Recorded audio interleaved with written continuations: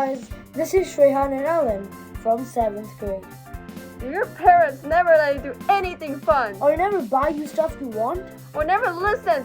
Or do they think you're always lying? Well, fear no more! Because we have strict parents as well, right? Yeah, we do. Do we? Yeah. Oh, I'm doubting myself. Wait. Yeah, we do! And we have some tricks up our sleeve! Yeah, sleeves. Yay! So, number 1, clean your room. So, if your mom comes in the background, this technique will put your parents into a good mood, giving you a better chance of them saying yes. And she would be looking impressed because your room is clean without her even asking you. This technique will put your parents into a good mood, giving you a better chance of them saying yes. If your request is small, this is all you need to do. But don't overdo it, because if you overdo it, your parents think that you must clean your room. And this trick will not work anymore. Right, Trehan? Yeah, right.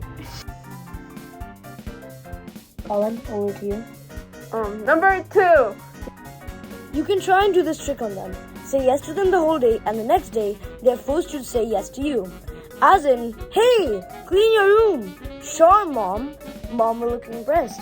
And then, when you ask her, she'll agree to say yes to everything to you.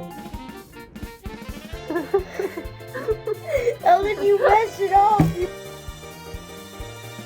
Number 3.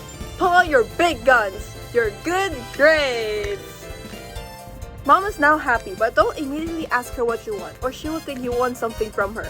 So ask after around 2 hours, because she almost forgot you told her, your grades, but then she still feels happy. Wait, I have a question. What if you don't have good grades like me? Suck it up. Alright.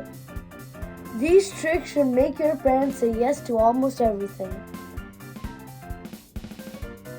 End the recording. Not in here.